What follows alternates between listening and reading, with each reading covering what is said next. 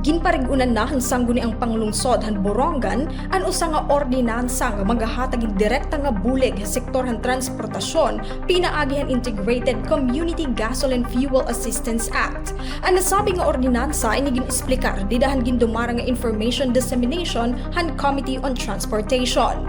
Ginpangunahan ni sangguni ang panglungsod member Ian Ervin Gallo ngan Engineer Melcher Arago.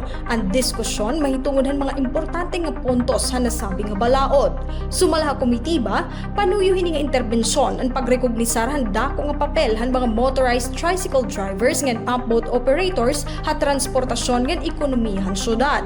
Katuyuanan han gobyerno nga maibanan ang mabugat nga epekto han sige nga aumento han presyo han gasolina ngan para magpabilin gihapon nga stable ngan makatadungan ang pamasahe dinhi ha syudad.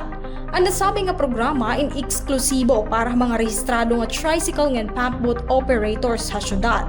Mag-aalukaran LGU Borongan in 10 milyon pesos para inisyal nga implementasyon, kundiin magpapadayon ang programa suludin 13 ka semana. Ang mga kwalipikado nga benepisyaryo in mga karawathin 100 pesos kada adlaw nga subsidiya pinaagin fuel coupon. Gagamiton ang subsidiya suludin 6 ka adlaw ha usa ka semana. Ginlalauman nga maabotin 12,000 nga mga driver nga operator ang makakabenepisyo hini nga pitad.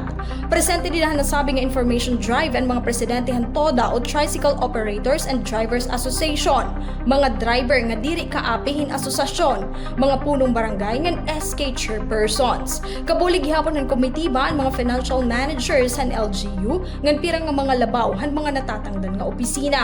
Para naman masiguro nga tuhay o magiging tuhay ngan hapsay ang panhatag, ang lokal nga pamunuan in maghuhurmahin mga guidelines ngan pagsurundan para pag-validate han mga eligibility requirements.